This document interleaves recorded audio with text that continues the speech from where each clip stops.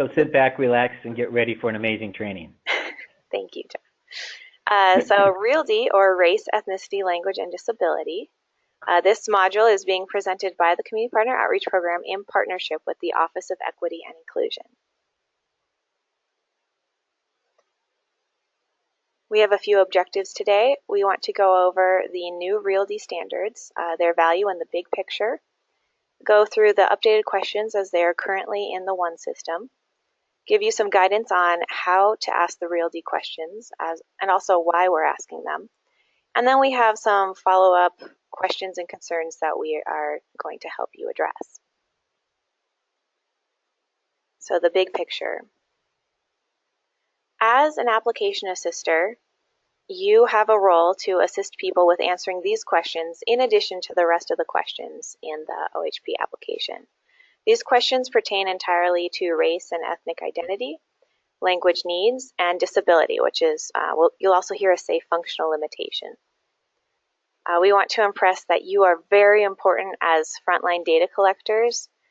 Without these data, we can't identify and address health disparities that are happening in our communities.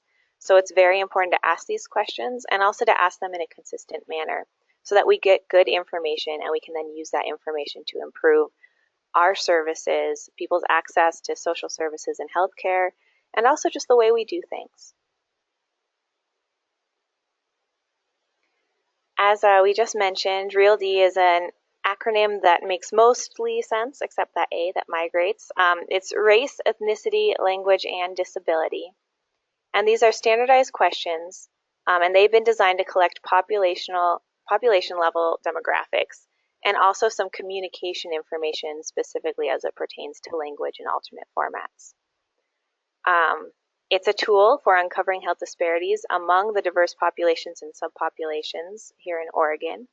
And we're going to quickly go over what health disparities are, which is avoidable differences in health outcomes. And we have a quick video to share. And 1 second while I cue this up.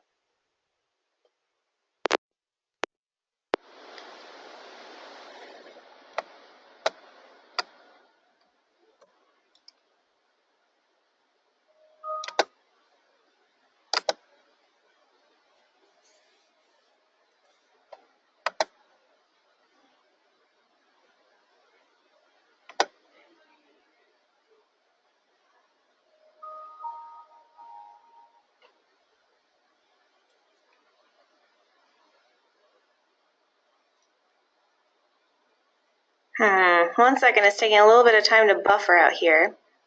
And let me make sure that I have good sound for you all. Let me make sure my sound is turned all the way up. Oh, there it is. To better understand the goal of health equity, you need to learn what causes health differences among groups of people. Health inequities are differences in health that are avoidable, unfair, and unjust.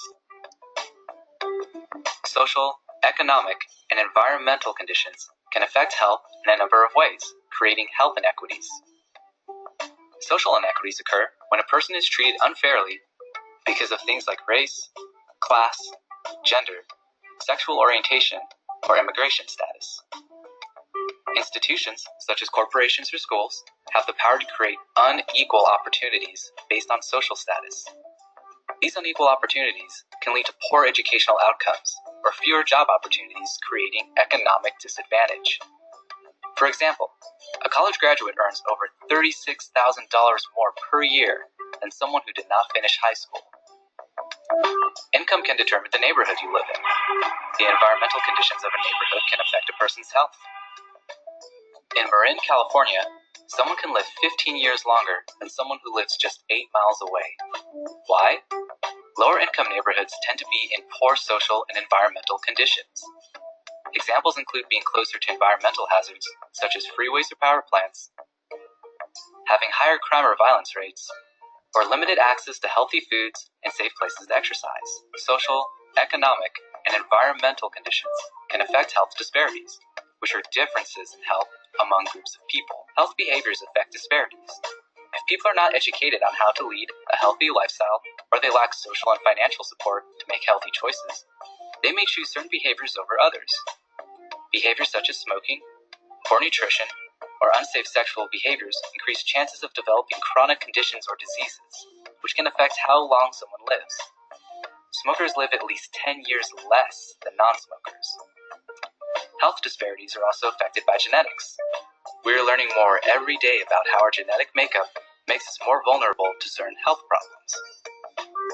Access to quality healthcare is one key in reducing inequities and disparities, but health is more than just disease or illness. Health is how we treat others, the opportunities we are given, where we live, and our everyday behaviors. Nobody should be denied the chance to live a long, healthy life because of social, economic, or environmental conditions.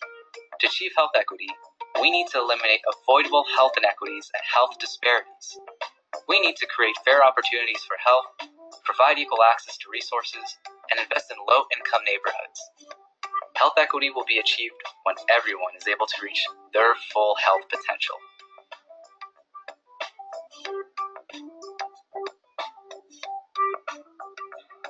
To learn more, visit our website.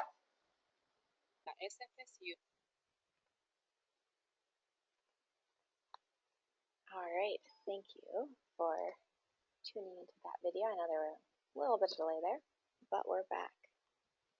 So we hope that that video helped explain the basics of health equity and health disparities. Just take a second to think about some real life health disparities that you might see in your community, at your job, or in your personal life. And how do they arise? How can we identify them? And how do we address them? Our argument here today is that one of the ways that we identify and address them starts with collecting good information so that we can measure maybe where these disparities are popping up and who they are affecting. So when we're collecting REALD questions and the answers to that, we then identify health disparities and can develop population-specific interventions. And since we're collecting data this whole time, we can evaluate our progress to advance health equity and really just continue this pattern where we continue to improve. A quick look into the big picture timeline of the REALD questions. We know that in some ways these questions appeared one day in our OHP application and it seemed like maybe they came out of nowhere, but in fact this has been an ongoing process that has been almost 20 years in the making. So in the year 2000, our governor in Oregon identified that data collection of race and ethnicity was a priority. It's also race, ethnicity, primary language, and disability status built into the Affordable Care Act as part of the data collection standards. We in Oregon had House Bill 2134 that was signed into law in 2013. And the Rulemaking Advisory Committee developed the standards that year and also in 2014. At this point, we now have funding allocated, we have staff hired, and we have become REALD compliant with our one application. So this has been a long process. It's the lay of the land. It's written into law. And this is really the direction things are going. And we're really excited to be on the forefront of that. In Oregon, this was a community-driven initiative. These questions have been validated both in other research, other surveys, and with focus groups and other community input. That's from different diverse communities. These questions are now in one. They're in both applicant and worker portal. They will be in the next paper and PDF formats of the 7210, which is the OHP application. As soon as the next one comes out, it will all be REALD compliant, and that should be this fall. So where are these questions in the application? There are 16 questions in total. They're peppered throughout the application, although a majority of them are in the beginning. 3 relate to race and ethnicity, 6 are on language, and 7 focus on disability or functional limitation. Generally speaking, every person on the application will be asked these questions. At this time, the questions can't be changed, including the order or placement they are in the application and also the content of exactly what the questions ask. So we're here to support you in figuring out how to best ask these questions and how to approach them, but at this point in time, we are not able to change them. the biggest thing we want you to walk away with today is that these questions do not affect eligibility. So whatever people answer in response to these race, ethnicity, language, and disability questions, it will have no bearing on whether they are eligible for OHP for Medicaid. So a majority of the questions are in that build your household section that's towards the beginning of the application. And the race ethnicity questions are the first ones you'll see. And it starts with an open text box that asks, how does this individual identify their race, ethnicity, tribal affiliation, country of origin, or ancestry? In addition to the open-ended answer, people can also select a variety of different categories and subcategories to define their race and ethnicity. And so this example here, we see little down arrows. If you were to click those arrows, it would open up those subcategories. And those categories include other and unknown. If someone selects more than one racial or ethnic subcategory, they'll be asked to select a primary identity. And we'll get back to why we're asking this in a second. At the very bottom of that same page, it asks, how well do you speak English? And that's the first of the language questions. It's kind of on its own. We'll have more farther into the application. A page shortly after that one goes into disability. The word disability does not show up anywhere on this page. The header is other individual questions. There are 7 questions, although there may be less if someone is younger than 15 or younger than 5. And if you do click yes to any of these, the first 6 of these, the question will then ask, at what age did this condition begin? And so this next page has an example of what that looks like. And I'm not going to go into exactly the content of every single one of these because we'll be revisiting them. And these are the last of those disability or functional limitation questions. And this final one, the one that says, is this individual limited in any way in any activities because of physical, mental, or emotional problems? That's the only one that doesn't ask you at what age did this condition begin. And you'll notice that people have the opportunity to add don't know or decline to answer for any of these. The language questions, the rest of them other than that first one, are located a lot farther in the application in the how would you like us to reach you section right under address. So the questions are, in what language do you want us to speak with you? In what language do you want us to write to you? A question about receiving materials in alternate formats, and then 2 questions about interpretation. So do you need an interpreter, and do you need a sign language interpreter? Now that we've gone over the REALD questions, we're going to break them down a little bit more. So the open-ended question that starts off the REALD section of the application. We ask this as an open-ended question so that people can define themselves without feeling like they're put into boxes. They are not being labeled by an outside group. We want to honor people's, the way they identify. And we also want to help with data quality by allowing them to maybe address some things that maybe we don't have in our current, I think, 35 subcategories. As a reminder, and this is going to be for all of these questions, these are all self-reported, so it is not for us to assume or decide how people should report any of these. It is completely up to them. So after that open-ended question, there is the 35 racial and ethnic categories and subcategories that include other, don't know, and decline to answer. And people can choose as many subcategories as they would like to. This is important because the more granular the data that we collect, the better we can shape our implementation, our policies. This is the better we can really measure who it is we might be missing and who it is who might need more help from us. So someone might have marked both African American and Western European, but primarily identify as African American. And that is important to us, which actually goes into the next one, which is when you choose more than one. It really helps our data quality if we ask people to give us a primary identity, because otherwise everyone who lists more than one would just be put into maybe a multiracial, for instance, category, and that can really limit our ability to report and research. So that is why we are asking people to identify a primary identity, And it is really important, as long as people are willing to do so, they can always decline to answer. It is very helpful for us if people do choose a primary identity. And as always, it's for them to self-report and decide how they want to identify, and we cannot make that decision for them. Moving on to the language preference questions. Do you need written materials in an alternate format? If yes, which? The options are Braille, oral presentation, computer disc, and audio tape. And for the do you need an interpreter or sign language interpreter, they can say yes, no, don't know, or decline to answer. These are really important because it indicates how to best communicate with these members, and we do want to honor their preference and assure that we are communicating with them in an effective way, in a way they can understand. It also flags the need for alternate format and the types of alternate formats that we need to provide. And this applies to all of these questions, but all these questions are going to be used to find and address health disparities, so it bears repeating because that is really important, even if it has no bearing on eligibility. So the language questions when it comes to how people want to be spoken with and written to.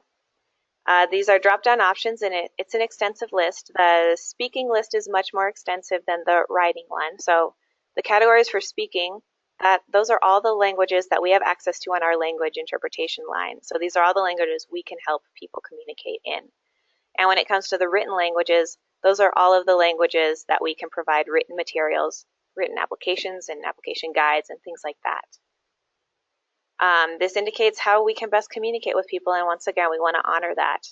And we want to also identify and address disparities. So, for instance, if we are tying these questions in with the question, in fact, that will be the next one that I go to. So I'll just go straight there, and we'll go back and forth really quickly. If people say they speak English very well, but let's say German is their second language, the language they would prefer to be written or spoken to with, as opposed to say if people, I'm going to pick, how about French? If people say they speak French, but they speak English not at all, then we know that there's a higher need to meet those French speakers' needs. And we want to work harder because there is this gap in their ability to understand the languages that we are currently offering, the standard one being English, as opposed to the one that people need. So we can take two of the questions, combine them, grab that data, and then choose how to best add capacity, for instance, at the state. So I know that how well do you speak English can be a sensitive topic, but it is one that we have to ask everyone, and it is very useful, and it is very tied to health disparities, and it helps us focus on the interpretation and translation needs that we might not know otherwise. And it also helps for those system-level planning efforts. I'm going to pop back to this one really quickly just to add one more thing, which is that people may have a different spoken and written preferred language, and that's completely fine. So it is important to ask that question, ask each question of people and not assume that they are the same. Moving on to the disability or functional limitation questions. These are those 7 questions. They're based on functional limitations, not medical diagnosis. They've been specifically made neutral to not include the word disability. And people do not need to answer this based on only the medical diagnoses that they have, is something that I would like to repeat because that is a misconception that we've seen popping up.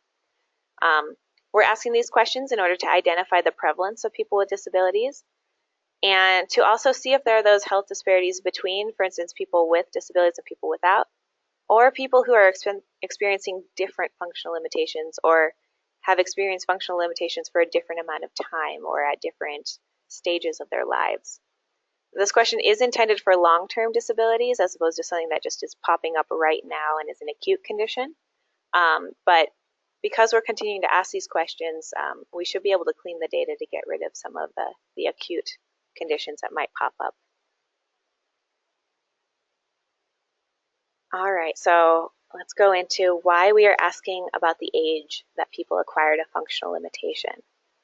As I just mentioned, it helps us identify differences within the group of people with disabilities. And it could be differences in life opportunities, differences in exposures and stressors, and people may experience cumulative disadvantages. So people may have a very different experience out of their life if they have experienced a disability from birth as opposed to they acquired one last year. And so these are things that we're trying to tease out with these questions. A reminder that these questions, and they're all subjective. So it's up to the individual, it's up to the applicant to decide what it means when we ask if people have serious difficulty with something. It's not for us to make that definition for them. And for example, older people may define serious difficulty different than those who are younger. And people may see some things as a natural part of aging and other things as not. So that's completely up to them, and it's all right. We know it's subjective, and it's going to be completely based on how they define themselves and what they think applies to them. And just to repeat one more time that this is not tied in any way to any medical diagnoses, and it has no impact on eligibility. I think that the disability questions are one of the ones that worry people most, especially when there's been talk of pre-existing conditions in the past when it comes to healthcare. I'm going to quickly go over some questions that are not REALD. So the first set of questions that we want to make sure everyone understands are truly tied to eligibility. The questions about American Indian and Alaska Native status. That appears right after tax information on the one application. And it does impact the eligibility of people to be able to, for instance, not be in a CCO, switch their CCOs more often, and they might have additional benefits because of that. So it is important that people realize that what they're putting into their racial and ethnic identity, that those questions do not affect this. They could say they are Native in that section. It's not going to trigger the same eligibility changes that these questions will. This one's a little bit trickier, but it's the various questions and prompts that will potentially refer someone to aging and people with disabilities. And so the potential to be referred to APD is based on a lot of different things. For instance, anyone who is 65 or older, anyone who is receiving Social Security disability income, if they put that into their household income. There are two questions that sound a lot like the disability question. One is any member of your household who is applying for coverage blind or permanently disabled? And that's in the household details section. It's farther on in the application. So all of the disability questions that are for demographic purposes, they're all on the same page. So if you see one that looks similar but is on a different page, then that is truly there for an eligibility and referral reason. And that includes this question I just said about being blind or permanently disabled. The other question I think that gets people confused is, does this person need someone's help with things like walking, using the bathroom, bathing, or dressing? Or do they reside in a nursing home, hospital, or assisted living facility? And that's in household coverage details. And that is for that APD referral. So this is eligibility, and it is not the same question, even though it sounds very similar to one that was earlier on. So we do have to ask them twice. Or it may feel like that. They're a little bit different. If someone says that they are receiving supplemental security income or SSI, that could trigger a referral to APD. And also if someone says that they're enrolled in Medicare, that could trigger a referral. So all of these sections, they relate to eligibility, unlike the REALD questions. All right, now we're going to go into asking REALD questions. So we want to be very clear that we are required to ask these questions. We must ask these questions, but OHP applicants or members, they do not have to answer. There's always that decline to answer option. We also, as application assisters, cannot change the wording of any of these questions. A few things we can do is we can meet people's accessibility or language needs. And we can get to the heart of the question by restating keywords, and we'll have examples coming up very soon to show you what that looks like.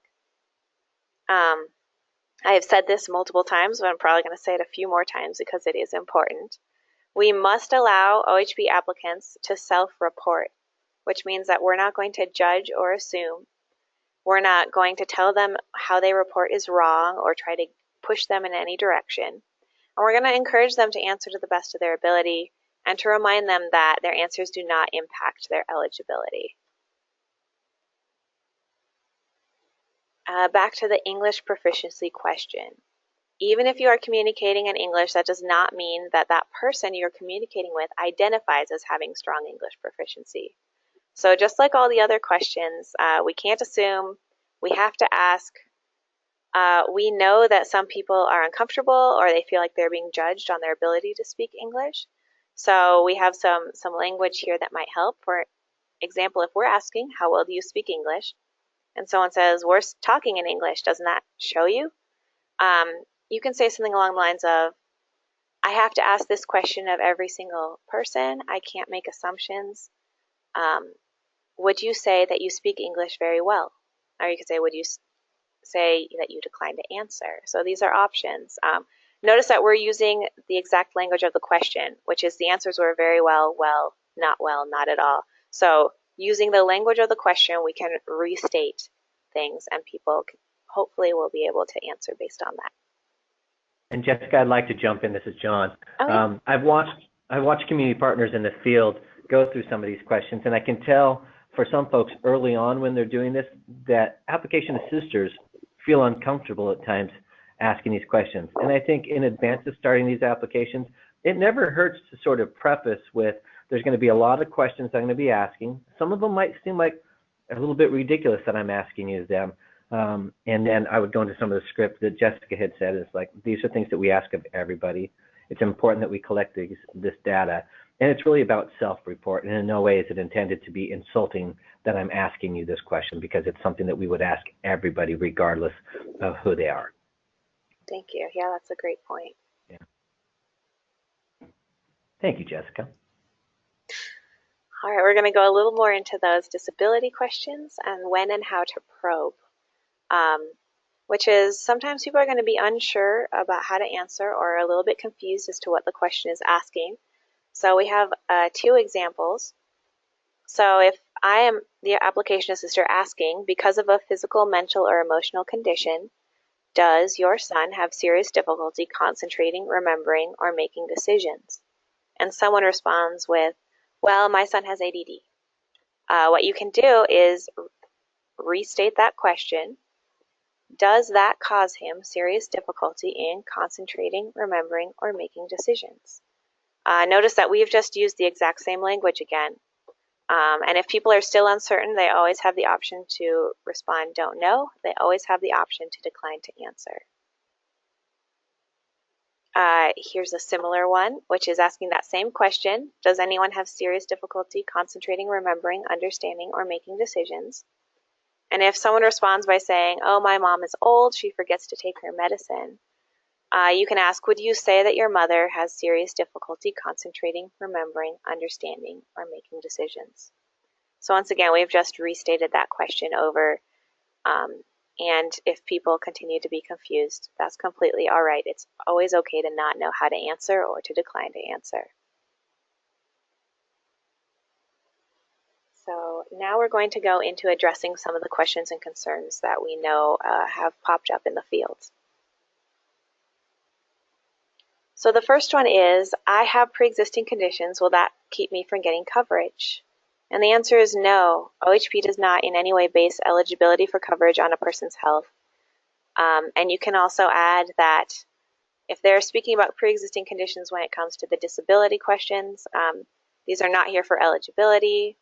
These questions are here in order for us to collect data and help to serve OHP members. You may have someone who asks, I don't know how to answer this question. How should I answer it? And we can't tell people how to answer a question.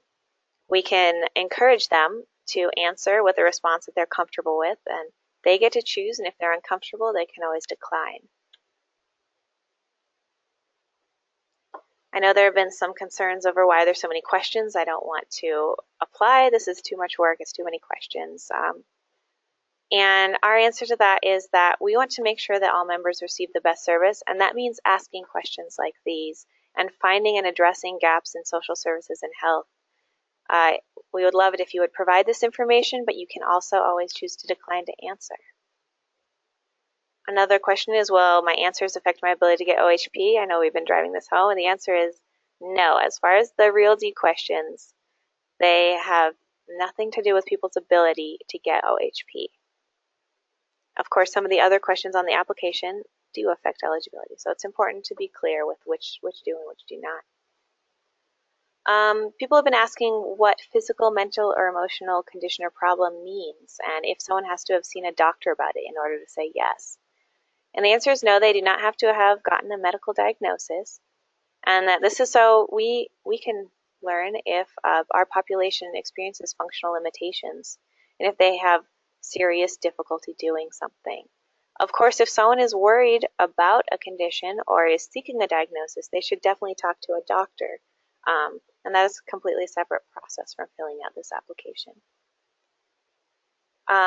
Sometimes people have had concerns about getting people to start talking about these sensitive topics, and we have a few different points that you can use for this one, which is that line about we're asking the same questions of everyone, we're required to ask these questions.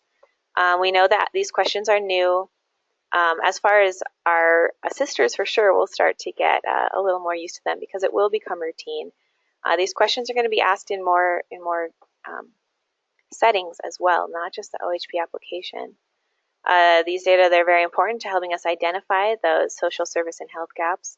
They do not affect eligibility.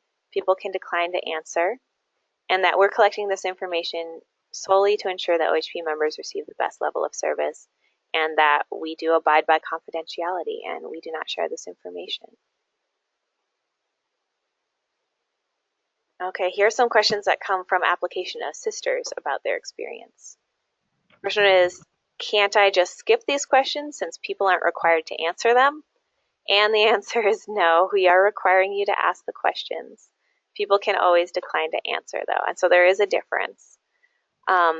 Another question is, how much are we able to reframe or rephrase questions that people don't understand? And we're asking you to ask these questions exactly as they are stated. You can repeat them, you can use probing questions, but you can't rephrase them, and this is really to make sure that we are collecting data in a standard way and we're not shifting it at all by creating our own definitions or maybe influencing how people would answer them. Another question is, I have struggled with how to get OHP applicants and members to respond to just the questions and not detail their entire medical history. How do I handle this? So this is the opposite of that question about how do I get them to start talking, how do I get them to stop talking? Try to redirect the question and sort of here are a few things is the application already it's quite long and we want to get through it. We want to get you your OHP. There's a requirement to ask these questions. They don't affect eligibility. These are very similar to the talking points we had earlier, but to just remind people that we have a lot we need to go through. We're here to answer these questions, and that we're not here to hang out all day. Unfortunately, as much as we'd like, we have other duties and we have other clients, so we want to make sure that we serve all of our OHP members and give them the best level of service we can. Another concern is that it gets personal and emotional when you're asking questions like these, and it can trigger people. And how do we handle those responses? We're recommending that you acknowledge their feelings or experience and focus on what's happening in the here and now. You can take a break. You can shift to the factual questions. You're like, what we really need right now is a yes, no, I don't know, or decline to answer, and then we can move on from this. A question about if people say they need an interpreter, people may assume that we will immediately provide one. As a certified application assister,